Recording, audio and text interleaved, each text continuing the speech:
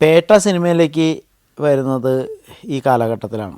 അപ്പോൾ എൻ്റെ കൂടെ ഉള്ളത് ഡേവീസാണ്.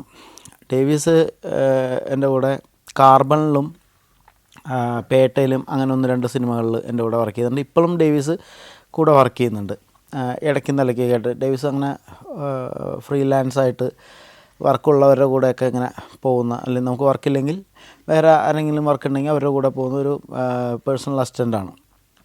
അങ്ങനെ ഡേവീസ് കൂടെയുണ്ട്. പേട്ടയിൽ നിന്ന് അശോക് എന്ന് പറയുന്ന ഒരാൾ കോൾ ചെയ്തിരിക്കുകയെന്ന്, സ്റ്റോൺ ബെഞ്ചിൻ്റെ മാനേജറാണ്. അപ്പോൾ മാനേജറല്ല, പ്രൊഡ്യൂസേഴ്സിൽ ഒരു പാർട്ട്ണർ എന്നുള്ള നിലയിലുള്ള ഒരാളാണ്. കാർത്തിക് സുബ്രാജിൻ്റെ പേട്ട എന്ന് പറഞ്ഞ് രജനി സാറിൻ്റെ സിനിമയിലേക്ക് വേണ്ടിയിട്ടാണ് വിളിക്കുന്നത്. അപ്പം തന്നെ കിളിപോയി രജനി സാർ എന്ന് പറഞ്ഞപ്പോൾ. രജനി സാറ് അറിയാമല്ലോ, നമ്മൾ ആ മനുഷ്യരാണ് നമ്മളെ ഈ സ്റ്റൈല് പഠിപ്പിച്ചത്. പല എന്താ പറയുക, രജനീകാന്ത്, കമലഹാസൻ, മോഹൻലാൽ, മമ്മൂട്ടി, അമിതാഭ് ബച്ചൻ, ഷാരൂഖ് ഖാൻ, അമീർ ഖാൻ, ഇതൊക്കെയാണ് നമ്മുടെ സൂപ്പർ സ്റ്റാറുകൾ. പിന്നെ ബാക്കി കുറേ ക്യാരക്ടർ ആർട്ടിസ്റ്റുകൾ. അപ്പോൾ രജനി സാറിൻ്റെ പടം വന്നിരിക്കുകയാണ്. എന്നോട് കണ്ടീഷൻ ഇതാണ്, ഇത്ര രൂപയെ സാലറി ഉള്ളൂ, വളരെ കുറച്ച് രൂപയാണ്. ആ രൂപ ഞാൻ പറയുന്നില്ല, വളരെ കുറച്ച് രൂപ. പിന്നെ ഒരു 4 പേര് സാറിൻ്റെ കൂടെയുള്ള ഗ്യാങ്ങിൽ ഒരു 4 പേരിൽ ഒരാളാണ്. നിങ്ങൾക്ക് സാറുമായിട്ടുള്ള കോമ്പിനേഷൻ സീനുകളും മറ്റു കാര്യങ്ങളൊക്കെ ഉണ്ട്. പിന്നെ വലിയ ക്യാരക്ടറല്ല, പെർഫോം ചെയ്യാനുള്ള വലിയ ഏരിയ ഒന്നുമില്ല. നിങ്ങൾ കമ്മട്ടിപ്പാടം ഈ കാർത്തിക് സുബ്രാജും അവരുടെ സുഹൃത്തുക്കൾ സ്റ്റോൺ ബെഞ്ച്, അവർ ചെറുപ്പം മുതൽ ഒരുമിച്ച് പഠിച്ചവരൊക്കെ കൂടി ഉണ്ടാക്കിയിട്ടുള്ളൊരു സിനിമാ സംഘമാണത്. അപ്പോൾ അവർക്ക് ഈ പടം കണ്ടിട്ട് ഇഷ്ടപ്പെട്ടിട്ട് നിങ്ങൾ ഈ സിനിമയിൽ ഉണ്ടാവണം എന്നുള്ളൊരു ആഗ്രഹത്തിൽ വിളിക്കുന്നതാണ്. നിങ്ങൾക്ക് ചെയ്യാം, ചെയ്യാതിരിക്കാം. അതായത് നമ്മൾ ചെയ്യണമെന്ന് വലിയ നിർബന്ധമില്ല. പൈസ ഇത്രയേ ഉള്ളൂ, അത് ഇങ്ങനെ തരുള്ളൂ. കമ്പനി ആർട്ടിസ്റ്റ് എന്നുള്ള നിലയിൽ തന്നെ നിൽക്കേണ്ട ഒരു 40 ദിവസം ഡാർജിലിംഗ്, അരുണാചൽ പ്രദേശ്, പിന്നെ കാശി, ഇങ്ങനെയുള്ള സ്ഥലങ്ങളിലൊക്കെയാണ് ഷൂട്ടിംഗ് നടക്കുക. പിന്നെ ചെന്നൈയിൽ കുറച്ച് ഷൂട്ടുണ്ട്. അപ്പോൾ ഞാൻ ഒന്ന് ആലോചിച്ചിട്ട് പറയാമെന്ന് പറഞ്ഞു. ഞാൻ ഡേവീസുമായിട്ട് ആലോചിച്ചു. അപ്പോൾ ഡേവീസ് പറഞ്ഞു, നമുക്ക് പൈസ കുറവാണെങ്കിലും രജനി സാറിൻ്റെ കൂടെ അഭിനയിക്കാൻ കിട്ടുന്നൊരു അവസരം. അപ്പോൾ അങ്ങനെ ആലോചിച്ചു, ശരിയാണ്, ആ ഒരു പ്രൊഫൈൽ മതി, നമ്മുടെ പ്രൊഫൈൽ കയറുകയല്ലേ അത്. പിന്നെ രജനി സാറിനെ ഈ 40 ദിവസം സാറിനെ കാണുക എന്ന് പറയുന്നത് തന്നെ വലിയ കാര്യമല്ലേ. വിളിച്ചു.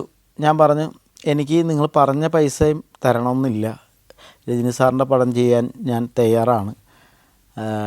പിന്നെ എനിക്ക് മറ്റ് കാര്യങ്ങൾ, എൻ്റെ താമസവും അല്ലെങ്കിൽ എൻ്റെ കൂടെ വരുന്ന ആളുടെ കാര്യങ്ങളും യാത്രയും അത് നല്ല രീതിയിൽ ചെയ്തു തന്നാൽ മതി, ഈ പൈസ എനിക്ക് വേണമെന്നില്ല എന്ന് പറഞ്ഞു. അപ്പോൾ അവർ പറഞ്ഞു, കുഴപ്പമില്ല, ഈ പൈസ എന്തായാലും തരും, ബാക്കി കാര്യങ്ങൾ ഞങ്ങൾ നന്നായിട്ട് ചെയ്തോളാം എന്ന് പറഞ്ഞു.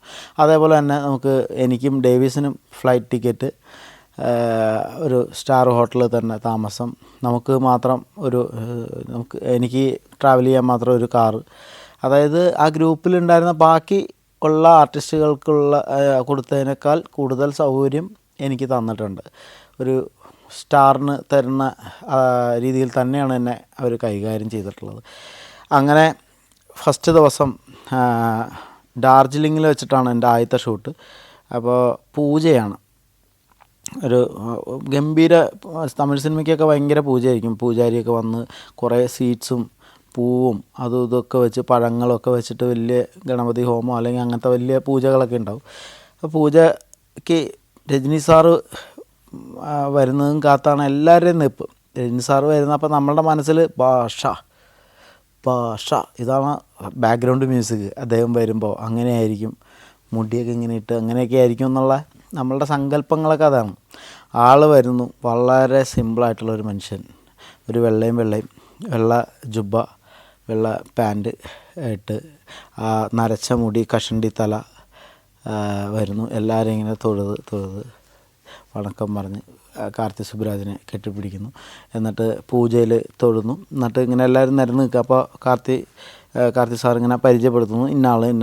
അപ്പോൾ എൻ്റെ അടുത്ത് വന്നു. അപ്പോൾ കൈ ഇങ്ങനെ വിറച്ച് കൈ കൊടുത്തു, പുള്ളി നോക്കി ഷെയ്ക്ക് ഹാൻഡ് തന്നു, പേര് പറഞ്ഞ്. അന്ന് മുതൽ ഓരോ ദിവസവും രജനി സാറിൻ്റെ അടുത്ത് സംസാരിക്കാനുള്ള ഒരു ഗ്യാപ്പിന് വേണ്ടിയിട്ടായിരുന്നു കാത്തിരുന്നിട്ടുള്ളത്. അവിടെ പിന്നെ എന്താ പറയുക, ഒരുപാട് ക്രൗഡ്, ഈ ചെറുപ്പക്കാർ പിള്ളേർ സാറിൻ്റെ ഫാൻസാണ്. അതായത് ജൂനിയേഴ്സൊന്നും അല്ല, ജൂനിയേഴ്സിൻ്റെ ആവശ്യമില്ല. രജനി സാറിൻ്റെ ഒക്കെ പടത്തിന് ആൾ വേണമെന്നൊന്ന് പുറത്ത് പറഞ്ഞാൽ മതി, ഇഷ്ടം പോലെ ആളുകളാണ് വന്ന് നിൽക്കുന്നത്. അങ്ങനെ ഡാർജിലിങ്ങിൽ ഷൂട്ടില്ലാത്ത സമയം അവിടെയൊക്കെ കറങ്ങാൻ പോവും. ഞാനും ഡേവിസും അത്യാവശ്യം സന്തോഷിച്ചു ആ കാലഘട്ടങ്ങളിൽ. അങ്ങനെ ഷൂട്ട് തുടങ്ങി, എൻ്റെ സീൻസുകൾ, ഫൈറ്റുകളൊക്കെ തുടങ്ങി. ഫൈറ്റിൽ ഈ പീറ്റർ ഹെയ്നായിരുന്നു ഫൈറ്റ് മാസ്റ്റർ. അപ്പോൾ പീറ്റർ ഹെയ്നും നമ്മൾ ആരാധിക്കുന്നൊരു ആൾ തന്നെയാണ്. പല കഥകളും അദ്ദേഹത്തെക്കുറിച്ച് കേട്ടിട്ടുണ്ട്. മരണത്തെ പേടിയില്ലാത്ത ഒരു മനുഷ്യൻ, എന്തും ചെയ്യും. തൊഴിൽ എന്ന് പറഞ്ഞാൽ അതാണ് അയാളുടെ ദൈവവും ഒക്കെ തൊഴിലാണ്. അപ്പോൾ തൊഴിലിന് വേണ്ടി എന്തും ചെയ്യാൻ തയ്യാറായിട്ടുള്ളൊരു മനുഷ്യൻ. മുത്തു സിനിമയിൽ ഈ ബൈക്ക് ഓടിച്ച് തെങ്ങിൻ്റെ മുകളിൽ കയറ്റുന്ന സീനൊക്കെ ചെയ്തിട്ടുള്ള ഈ പീറ്റർ ഹെയ്നാണ്. പീറ്റർ ഹെയ്ൻ മറ്റേ ചെയ്തിട്ടുണ്ട്, മറിച്ച് ചെയ്തിട്ടുണ്ട്, മറ്റേ ബോംബ് പൊട്ടിച്ചിട്ടുണ്ട്. അങ്ങനെ പുള്ളിയുടെ കാലിൽ മറ്റേ കമ്പിയാണ്, കയ്യിൽ കമ്പിയാണ് എന്നൊക്കെ പറഞ്ഞ് കുറേ കഥകളായിട്ട് ഇദ്ദേഹത്തെയും കാണാൻ ഭയങ്കര ആരാധനയുണ്ടായിരുന്നു. അദ്ദേഹത്തെ കണ്ടു വർത്തമാനം പറഞ്ഞു. പുള്ളി ഫസ്റ്റ് ഫൈറ്റ് കൊറിയോഗ്രാഫി ചെയ്യുന്നത് ഒരു കോളേജിൽ ഇരുട്ടത്ത് നൈറ്റ് ഷൂട്ടാണ്. ബോബി സിംഹയുടെ അച്ഛൻ്റെ ഗുണ്ടകളാണ് ഞങ്ങൾ. ബോബി സിംഹ ഈ രജനി സാറ് വാർഡനായിട്ടുള്ള കോളേജിലെ ഒരു തല്ലിപ്പൊളിയായിട്ടുള്ളൊരു വിദ്യാർത്ഥിയാണ്. പക്ഷേ ഭയങ്കര പണക്കാരനും ഒരു ഗുണ്ടയുടെ മോനുമൊക്കെ ഉള്ള മോനാണെന്നുള്ള ഗമയൊക്കെ ഉണ്ട് ഇയാൾക്ക്.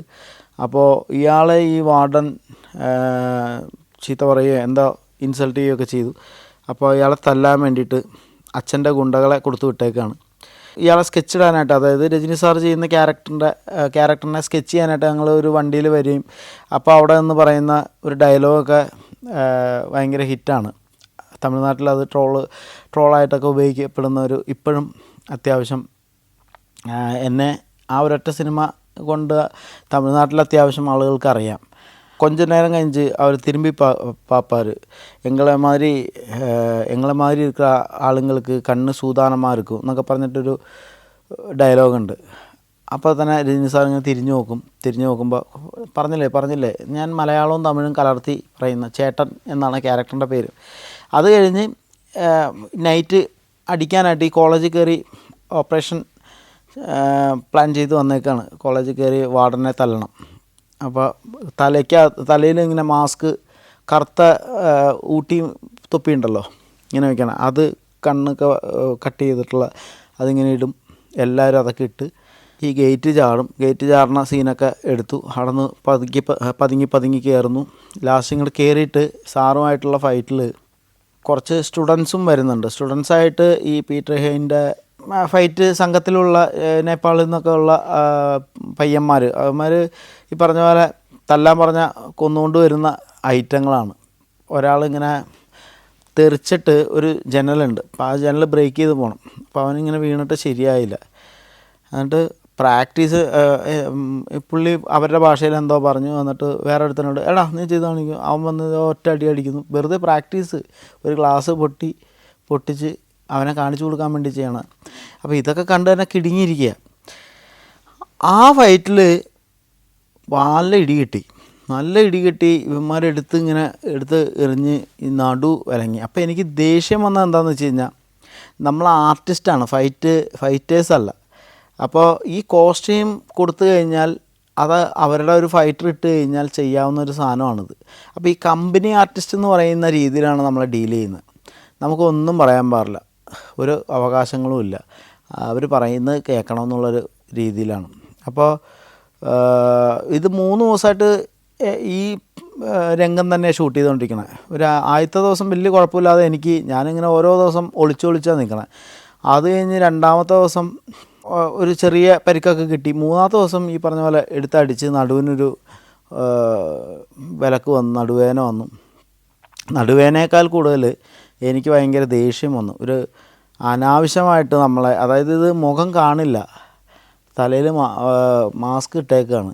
പിന്നെ നമ്മുടെ ഡ്രസ്സ് ഇട്ടാൽ ഒരു ഫൈറ്റർക്ക് ചെയ്യാവുന്ന കാര്യമുള്ളൂ. അതിനേക്കാൾ മുഖം അറിയാവുന്ന മനസ്സിലാവുന്ന ഇതൊക്കെ നായകന്മാർക്ക് വേണ്ടിയിട്ട് ഇവർ കോംപ്രമൈസ് ചെയ്യും. അപ്പോൾ നമ്മളെ മനുഷ്യനായിട്ട് ഇവർ കാണുന്നില്ല എന്ന് പറയുന്നൊരു ഭയങ്കര ഒരു ദേഷ്യം വന്നിട്ട് പിറ്റേ ദിവസം ഞാൻ പോയില്ല. എനിക്ക് നടു പാടില്ല, നടു ഡിസ്കിന് കംപ്ലൈൻ്റായി, ഞാൻ ഫൈറ്റിന് നിൽക്കില്ല എന്ന് പറഞ്ഞ്. അത് പീറ്റർ ഹെയ്ൻ മാസ്റ്ററിന് ചൊടിച്ചിട്ടുണ്ടാവാം. കാരണം പിന്നീട് എനിക്ക് അദ്ദേഹത്തിൻ്റെ കയ്യിൽ നിന്ന് ഒരു ചെറിയ പണി കിട്ടിയിട്ടുണ്ട്. അത് പിന്നെ പറഞ്ഞു വരുമ്പോൾ പറയാം. അതങ്ങനെയാണെന്ന് ഞാൻ വിശ്വസിക്കുന്നു, എനിക്കറിയില്ല. പക്ഷേ അദ്ദേഹം പിന്നീട് എന്നെ ചേട്ടാ ചുമ്മാ ഇത് ഒന്നും ആവാമ നടിക്കലാന്ന് ചൊല്ലി എന്തെങ്കിലും, നിങ്ങൾ ആക്ടർ താനേ, ആക്ടർ ആകുമ്പോൾ ഫൈറ്റ് പണ വേണാമോ എന്നൊക്കെ ചോദിച്ചു. ഞാൻ പറഞ്ഞ ആക്ടർ ചെയ്യേണ്ട ഫൈറ്റ് ചെയ്താൽ പോരെ മാസ്റ്റർ, ഒരു ഫൈറ്റർ ചെയ്യേണ്ട ഫൈറ്റ് ചെയ്യേണ്ട കാര്യമുണ്ടോ? തർക്ക ഉത്തരം പറയുന്ന രീതിയിലൊക്കെ ഫീൽ ചെയ്തിട്ടുണ്ടാവും അദ്ദേഹത്തിന്. എന്നെ അത്ര കാര്യമായില്ല എന്തായാലും. അത് കഴിഞ്ഞ് പിന്നെ അധികം ഫൈറ്റ് ചെയ്യാൻ എന്നെ ഇപ്പോൾ കാർത്തി സാറാണെങ്കിൽ ഞാൻ പറഞ്ഞു അവരോട്, ചാരുകേഷ് എന്ന് പറഞ്ഞ കാർത്തി സാറിൻ്റെ കൂട്ടുകാരനാണ്, അതിൽ കോ ഡയറക്ടറാണ്. അപ്പോൾ ചാരു സാറും ഞാനുമായിട്ട് ഭയങ്കര കമ്പനിയാണ്. ചാരു സാറിനോട് ഞാൻ പറഞ്ഞു, ചാരു സാർ ഫൈറ്റ് കൊഞ്ചം ഒഴിവാക്കി തരണം എന്ന് പറഞ്ഞു. അപ്പോൾ അത് പിന്നീട് അങ്ങനത്തെ ഫൈറ്റ് ഉണ്ടായില്ല. പിന്നെ ഷൂട്ടിങ് പോകുന്നു. Morocco, north Macedonia, Kazakhstan, Zambia, Zimbabwe. സഞ്ചാരം പെൻഡ്രൈവ് വോളിയം നമ്പർ 21. അപൂർവ ദൃശ്യ യാത്രാ വിവരണ ശേഖരം ഉടൻ സ്വന്തമാക്കാൻ സഞ്ചാരം എന്ന് SMS ചെയ്യൂ. ഫോൺ 9995444222. അതുവരെ സാർ എല്ലാവരെയും വന്നു കഴിഞ്ഞാൽ വണക്കം വണക്കം, ഹായ് ഹായ് ഹായ് എവിടെ ഹായ് ഇങ്ങനെ ഭയങ്കര സ്പീഡാണ്. സിനിമയിൽ കാണുന്ന അതേ സ്പീഡ് തന്നെയാണ്. പിന്നെ കറക്റ്റ് ടൈമിംഗ് ആണ്. ഇപ്പോൾ 8 മണിക്ക് പറഞ്ഞാൽ ആൾ ഒരു അരമണിക്കൂർ മുമ്പ് വന്ന് സെറ്റിൽ ഓക്കെ ആയിരിക്കും. വന്നാൽ തന്നെ ഈ ഡ്രസ്സ് മാറാനോ ഇടയ്ക്കിടയ്ക്ക് ഡ്രസ് ചേഞ്ച് വന്നാൽ ക്യാരവാനിലേക്ക് പോകുന്ന പരിപാടികളോ അല്ലെങ്കിൽ ഒരുപാട് ബോഡി ഗാർഡുകൾ വന്ന് നിൽക്കുന്നതോ ഒന്നുമില്ല.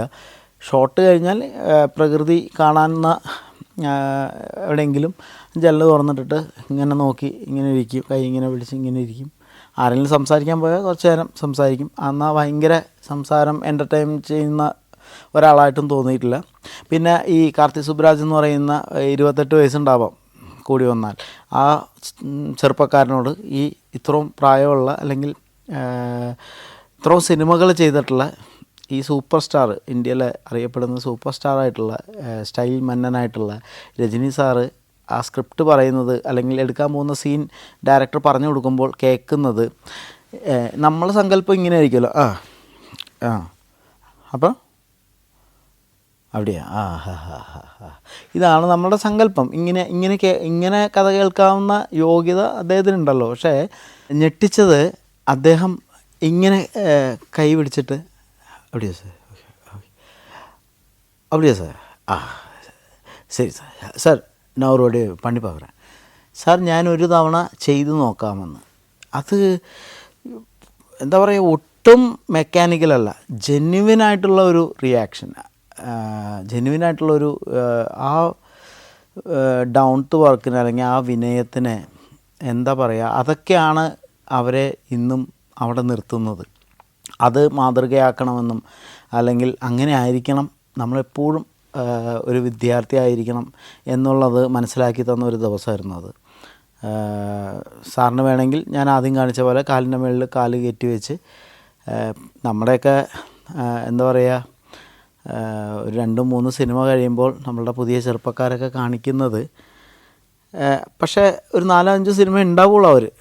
അത് കഴിഞ്ഞാൽ പിന്നെ അഡ്രസ്സ് ഉണ്ടാവില്ല. ഇപ്പോൾ ലാൽ സാറ്, മമ്മൂക്ക, രജനി സാറ്, കമലഹാസൻ, അദ്ദേഹം, അവരൊക്കെ ഇപ്പോഴും അടുത്ത തലമുറയും അവരെ കൊണ്ടാടുന്നത് ഇതൊക്കെ കൊണ്ടാവാം. അവരുടെ ആ തൊഴിലിനോടുള്ള ഭക്തി, ഡയറക്ടർ എന്ന് പറയുന്ന ആ പോസ്റ്റിന് കൊടുക്കുന്ന ഒരു മര്യാദ, ഇതെല്ലാം ആവാം അവരിപ്പോഴും സൂപ്പർ സ്റ്റാറായി നിൽക്കുന്നത്. അപ്പോഴത്തേക്കും ഏകദേശം ഒരു 4-5 ദിവസം, 5-10 ദിവസമായി. അപ്പോൾ എടുക്കുന്ന കുറച്ച് ദിവസം പോസ്റ്റായിരുന്നു, റൂമിൽ തന്നെ ആയിരുന്നു എടുക്കുന്ന. ഒരു ദിവസം എന്തെങ്കിലും ഒരു ഷോട്ട് അങ്ങോട്ട് പാസിങ് ഇങ്ങോട്ട് പാസിങ്. അപ്പോൾ രജനി സാറിൻ്റെ ഓപ്പോസിറ്റ് ടീമായിട്ടാണ് നിൽക്കുന്നത്. അതുവരെ രജനി സാറിൻ്റെ ടീമായിട്ടില്ല. രജനി സാറായിട്ടൊരു വലിയ ഫൈറ്റൊക്കെ ഉണ്ട്. സാറ് ബോബി സിംഹയുടെ വീട്ടിൽ വരുന്നു, അങ്ങനെ കുറേ ഫൈറ്റൊക്കെ ഉണ്ട്. അപ്പോൾ ഒന്നും ഇങ്ങനെ ഒറ്റയ്ക്കുള്ളൊരു സന്ദർഭം കിട്ടുന്നില്ല. പിന്നെ എൻ്റെ മെഡിറ്റേഷൻ മുഴുവനും രജനി സാറിനെ ഒറ്റയ്ക്കൊന്ന് കിട്ടണേ എന്നുള്ളതായിരുന്നു. സാറിനോട് സംസാരിക്കാൻ പറ്റണം, സാറ് ഒന്ന് ശ്രദ്ധിക്കണം, കാണണം എന്നൊക്കെ ഉള്ളതായിരുന്നു. അങ്ങനെ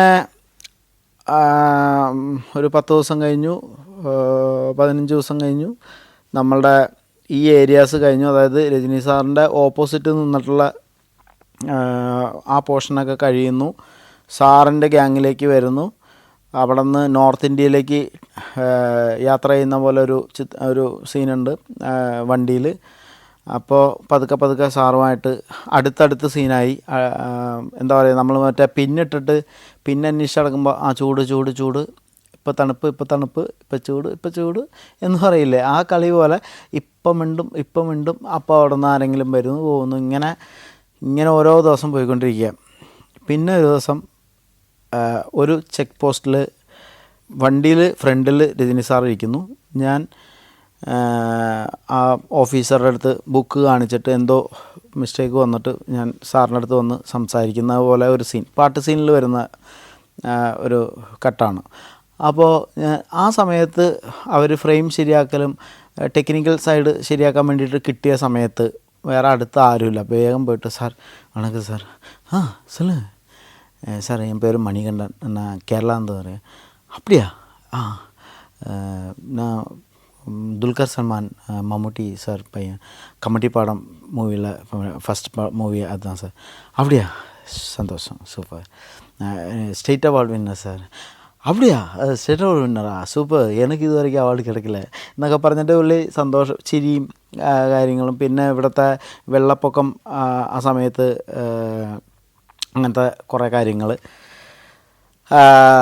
അത് പിന്നെ സാറ് സെറ്റിൽ വരുമ്പോൾ ഹായ് മണികണ്ഠൻ എന്ന് പറയുന്ന, അങ്ങനെ പറഞ്ഞിട്ടില്ലെങ്കിലും അങ്ങനെ പറയുന്ന ഒരു രീതിയിലുള്ള ഒരു ഹായ് തരലായി, ഒരു വണക്കം പറയലായി.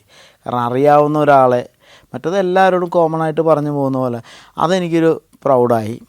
അങ്ങനെ ആ സീൻ കഴിഞ്ഞു. ആ സിനിമയുടെ ഷൂട്ടിംഗ് ഏകദേശം തീരാറായി.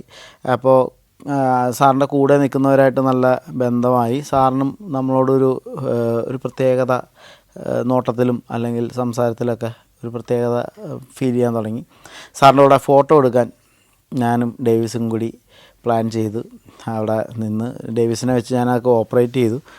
അങ്ങനെ ക്യാരവാനിൽ അങ്ങോട്ട് വരാൻ പറഞ്ഞു. ക്യാരവാനിൽ ഷൂട്ട് കഴിഞ്ഞ് പോണതിന് മുമ്പായിട്ട് അകത്ത് കയറി ഈ പറഞ്ഞ എന്താ പറയുക, സാറ് തോളത്ത് കൈയിട്ടു. സ്വയം ഉണ്ടാക്കിയിട്ടുള്ളൊരു സന്തോഷം കേട്ടോ അത്. ചിലപ്പോൾ സാറ് സ്വാഭാവികമായിട്ട് അങ്ങനെ പിടിച്ചതായിരിക്കാം. പക്ഷേ എനിക്ക് അദ്ദേഹത്തിന് എന്നോട് അല്ലെങ്കിൽ ഞങ്ങൾ എന്താ ഒരു വൈബ് ഉണ്ട് എന്നുള്ളൊരു തോന്നലും എന്നെ കെട്ടിപ്പിടിച്ച് എനിക്ക് ഭയങ്കര സന്തോഷം തന്ന, മനസ്സ് നിറഞ്ഞ ദിവസമാണ്. ആ ഫോട്ടോ ഫ്രെയിം ചെയ്ത് ഇന്നും വീട്ടിൽ സൂക്ഷിക്കുന്നു. ആ ഫോട്ടോ ഫേസ്ബുക്കിലിട്ടപ്പോൾ അത് വലിയ വാർത്തകളായി മാറിയിട്ടുണ്ട്. അടുത്തൊരു ബ്രേക്ക്, അതായത് കമ്മട്ടിപ്പടം കഴിഞ്ഞ് പിന്നെ ഞാനൊരു വാർത്തയാവുന്നത് രജനീകാന്തിൻ്റെ പേട്ട സിനിമയിൽ മണികണ്ഠൻ അഭിനയിക്കുന്നു എന്ന് പറഞ്ഞാണ്. അങ്ങനെ ഭയങ്കര സന്തോഷമായി. പിന്നെ വിജയ് സേതുപതിയായിട്ട് പരിചയപ്പെടുന്നു. വിജയ് സേതുപതിയുമായിട്ട് സീൻ, ഞങ്ങൾ രണ്ടുപേരും മാത്രമുള്ള സീൻ എന്നെ കാർത്തി സാറിന് ഭയങ്കര ഇഷ്ടമായി എന്ന് എനിക്ക് മനസ്സിലായി. കാരണം പ്ലാൻ ചെയ്യാത്ത പുതിയ സീനുകൾ അതിൽ പ്ലാൻ ചെയ്യുകയും എനിക്ക് കുറേയും കൂടി പ്രാധാന്യം ആ ഗ്യാങ്ങിലുള്ളവർക്ക് കൊടുക്കുന്നതിനേക്കാൾ കുറച്ചും കൂടി പ്രാധാന്യം സീൻസ് ഒറ്റയ്ക്ക് തരുകയും ഒക്കെ, ഷോട്ടുകൾ ക്ലോസ് ആണെങ്കിലും ഫ്രെയിംസ്, നല്ല ഫ്രെയിംസൊക്കെ എനിക്ക് തരുകയും. പിന്നെ എന്താ പറയുക, സാറേ കൊലമാസ് എന്ന് പറയുന്നൊരു സാധനമുണ്ട്. അതിപ്പോഴും തമിഴ്നാട്ടിലെ അതായത് കയ്യടിക്കട എന്ന് പറയുന്ന ഡയലോഗ് ഇവിടെ നമ്മൾ ഉപയോഗിക്കുന്ന പോലെ ഇന്നും സാറേ കൊലമാസ് എന്ന് പറയുന്ന ഡയലോഗ് തമിഴ്നാട്ടിൽ ഉപയോഗിക്കുന്നു എന്ന് പറയുന്നതിൽ ഒരുപാട് സന്തോഷമുണ്ട്. അപ്പോൾ കാർത്തി സുബ്രാജ് എന്ന് പറയുന്ന ഡയറക്ടർക്ക് അങ്ങനെ ഒരു വലിയ ഇഷ്ടം എന്നോട് തോന്നിയതിൻ്റെ പ്രകാരം സീനുകളൊക്കെ കുറച്ചും കൂടി വിജയ് സേതുപതിയായിട്ട് ഒരു ബന്ധം അന്നുണ്ടാവുന്നു. നവാസുദ്ദീൻ സിദ്ദിഖി അറിയാമല്ലോ, കമ്മട്ടിപ്പാടം ചെയ്യുമ്പോൾ നമ്മുടെ റെഫറൻസായിരുന്നു ആ നടൻ. ഭയങ്കര ഇഷ്ടമുള്ളൊരു നടനാണ്. ഭയങ്കര പ്രചോദനം തന്നിട്ടുള്ള കാരണം ആളിത്രേ ഉള്ളൂ, ഒരു സാധാ മനുഷ്യൻ. ആ മനുഷ്യൻ്റെ പെർഫോമൻസ് എന്താ പറയുക, അമിതാഭ് ബച്ചൻ്റെ കൂടെ വരെ ഫൈറ്റ് ചെയ്ത് നിൽക്കുക എന്ന് പറയുന്ന ഒരു ആക്ടർ പവർ. അപ്പോൾ ആ മനുഷ്യനോടും ഭയങ്കര ആരാധനയാണ്. അപ്പോൾ ഒന്ന് സംസാരിക്കണമെന്നുണ്ട്. കാണുമ്പോൾ ചിരിക്കും അങ്ങനെ പോവും. ഒരു ദിവസം ക്യാരവാൻ്റെ അവിടെ ചെന്ന് നിന്നു. അപ്പോൾ കയറി ഫോട്ടോ എടുത്ത് കഴിഞ്ഞിട്ട് പുള്ളി ഇരിക്കുമെന്ന് പറഞ്ഞ് ഇരുന്നിട്ട് എന്തോ പുള്ളി ഹിന്ദിയിൽ പറഞ്ഞപ്പോൾ എനിക്കത് മനസ്സിലായിട്ടുമില്ല, എൻ്റെ മറുപടി പറയാനും പറ്റില്ല. അപ്പോൾ ഞാൻ sir Rajeev Ravi cameraman, Rajeev, Geethu Mohandas, Geethu, film Kammatipaadam, I am acting. ഇങ്ങനെ പൊട്ടന്മാർ കാണിക്കണ പോലെ പുള്ളിക്ക് എന്തൊക്കെയോ മനസ്സിലായി. എനിക്ക് ഭയങ്കര ആരാധനയാണ് അദ്ദേഹത്തിന്. പുള്ളി വിളിച്ചു, ഓക്കെ എന്നൊക്കെ പറഞ്ഞു. അവിടെ നിന്ന് അങ്ങനെ ഇറങ്ങി. വേറെ കൂടുതൽ ഈ ഭാഷയില്ലാത്തത് കൊണ്ട് ഒരു വലിയ സൗഹൃദം. അന്ന് ഞാൻ ആഗ്രഹിച്ചു, ലോകത്തിന് ഒരു ഭാഷ മതിയായിരുന്നു. എന്തിനാണ് ഓരോ ദേശത്തിനും ഓരോ ഭാഷയാക്കി മാറ്റിയത്? എല്ലാ മനുഷ്യർക്കും ഒറ്റ ഭാഷയായിരുന്നെങ്കിൽ എത്രമാത്രം സുഹൃത്തുക്കളുണ്ടായേനെ, എത്രമാത്രം കാര്യങ്ങൾ കമ്മ്യൂണിക്കേറ്റ് ചെയ്യപ്പെട്ടേനെ. അപ്പോൾ ഈ ഭാഷയില്ലാത്തതിൻ്റെ ഒരു വലിയ നഷ്ടം നവാസുദ്ദീൻ സിദ്ദിഖി എന്ന് പറയുന്നൊരു നടനുമായിട്ടുള്ള, ഒരു പക്ഷേ എനിക്ക് ഇംഗ്ലീഷോ ഹിന്ദിയോ അറിയാമായിരുന്നെങ്കിൽ ആ കണക്ഷനിൽ ഞാൻ ഇന്നും ഞങ്ങൾ ഫോണിൽ സംസാരിക്കുകയും വിളിക്കുകയൊക്കെ ചെയ്തേനെ. തമിഴ് അറിയാവുന്നതുകൊണ്ട് വിജയ് സേതുപതിയായിട്ട് ഇപ്പോഴും ബന്ധമുണ്ട്. ഇപ്പോഴും ചെന്നൈ ചെന്നാൽ അദ്ദേഹത്തിൻ്റെ ഓഫീസിൽ ചെല്ലും, 1-2 ദിവസമൊക്കെ അവിടെ നിൽക്കും. അല്ലെങ്കിൽ അദ്ദേഹത്തിന് മെസ്സേജ് അയച്ചാൽ തിരിച്ച് മെസ്സേജ് അയക്കും, വിളിക്കും. ഈ ബന്ധങ്ങളൊക്കെ ഇപ്പോഴും ഉണ്ട്. പക്ഷേ നോർത്ത് ഇന്ത്യൻ ബന്ധങ്ങൾ വയ്ക്കാനുള്ള ലാംഗ്വേജ് കയ്യിലില്ലാണ്ടായിപ്പോയി. ഓക്കെ, അത് കഴിഞ്ഞ് ഈ നവാസുദ്ദീൻ സിദ്ദിഖിനെ കൊല്ലുന്നൊരു സീൻ ക്ലൈമാക്സ് ആണ്. അവിടെയാണ് ഈ പീറ്റർ ഹെയ്ൻ സാറിൻ്റെ ഒരു എന്നോടുള്ളൊരു ഇഷ്ടക്കേട് പ്രകടിപ്പിക്കാൻ പുള്ളിക്ക് അവിടെ വെച്ചൊരു അവസരം കിട്ടിയത്. അതായത് നമ്മുടെ മലയാള സിനിമയിൽ ഈ തോക്കെടുക്കുന്ന പരിപാടിയും നമുക്ക് അതിനു മുമ്പ് ചെയ്തേക്കുന്ന ഒരു സിനിമയിലും തോക്ക് കിട്ടിയില്ല. വാള്, ത്രാസ്, കല്ല്, ഇതൊക്കെയാണ് നമ്മുടെ ആയുധങ്ങൾ. അവിടെ തോക്ക്, മെഷീൻ ഗണ്ണല്ലേ. അപ്പോൾ അത് വെച്ചിട്ട് ഇങ്ങനെ ചെയ്യണം, ഷൂട്ട് ചെയ്യണം. അപ്പോൾ ഇതൊന്നും ഫസ്റ്റ് ഷോട്ട് പോയി അത് കട്ട് പറഞ്ഞു, രണ്ടാമത്തെ കട്ട്. അപ്പോൾ ഇതെന്തിന് ഈ കട്ട് പറയണമെന്ന് മനസ്സിലാവണമല്ലോ. മൂന്നാമത്തെ കട്ട് പറഞ്ഞു. അതായത് ഞങ്ങൾ 4-5 പേരുണ്ട്, സാറ് ഇരിപ്പുണ്ട്, രജനി സാറ് കസേരയിൽ ഇങ്ങനെ കാലും കയറ്റി വെച്ചിരിക്കുന്നു, ഞങ്ങളാണ് ഷൂട്ട് ചെയ്യുന്നത്. അപ്പോൾ ഇയാളിങ്ങനെ മരിച്ച് വീഴുന്നുണ്ട്. 3-4 പ്രാവശ്യമായി. അത് കഴിഞ്ഞ് വന്നിട്ട് പുള്ളി വേഗം ഇങ്ങോട്ട് വന്നിട്ട്, എന്നാ ചേട്ടാ ചെടിക്ക് തണ്ണി ഉത്തരയാന്ന് പറഞ്ഞു. ഞാനിങ്ങനെ കാണിക്കണം, ഫ്രെയിം എത്ര ഉള്ളൂ, ഞാനിങ്ങനെ ഇങ്ങനെ. അപ്പം ചെടിക്ക് വെള്ളം ഒഴിക്കില്ല ഓസ് വെച്ചിട്ട്, അതേപോലെ കാണിച്ചുകൊണ്ടിരിക്കുക. ചെടിക്ക് തണ്ണി ഉത്തരയാന്ന് പറഞ്ഞാൽ എല്ലാവരും കൂടി പൊട്ടിച്ചിരിച്ചു. ഞാനും അറിയാതെ ചിരിച്ചു, എന്നെ പരിഹസിച്ചാണെങ്കിലും. ഇപ്പിടി പെണ്ണെന്ന് പറഞ്ഞു.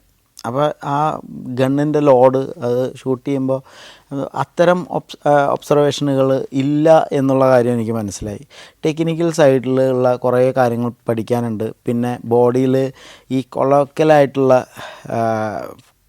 കിടക്കുന്ന ഒരു ഫൈറ്റിംഗ് രീതിയോ അല്ലെങ്കിൽ അങ്ങനത്തെ ഒരു മാത്രമേ ഉള്ളൂ. അതല്ലാതെ അത്യാവശ്യം ഇംഗ്ലീഷ് സിനിമകളും അല്ലെങ്കിൽ ഹിന്ദി, മറ്റ് ഭാഷാ സിനിമകളൊക്കെ കാണേണ്ടത് വളരെ അത്യാവശ്യമാണ്.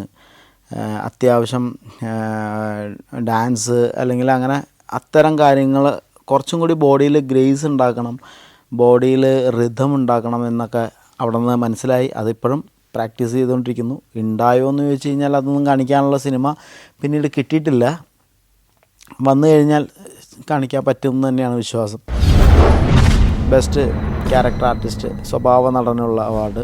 അപ്പോൾ എന്നെക്കുറിച്ചുള്ള ഒരു വിഷ്വൽ പുറകിൽ ഓടുന്നുണ്ട്. ഞാൻ നേരെ തിരിഞ്ഞ് ഈ ഓഡിയൻസിന് മുമ്പിൽ ഓഡിയൻസിനോട് കൈയടിക്കടാന്ന് പറയുമ്പോൾ ഞാൻ വേറെ ഒന്നും ആലോചിക്കുന്നില്ല. പുറകിൽ മുഖ്യമന്ത്രിയാണ്, മറ്റു മന്ത്രിമാരുണ്ട്, കമൽ സാറുണ്ട്,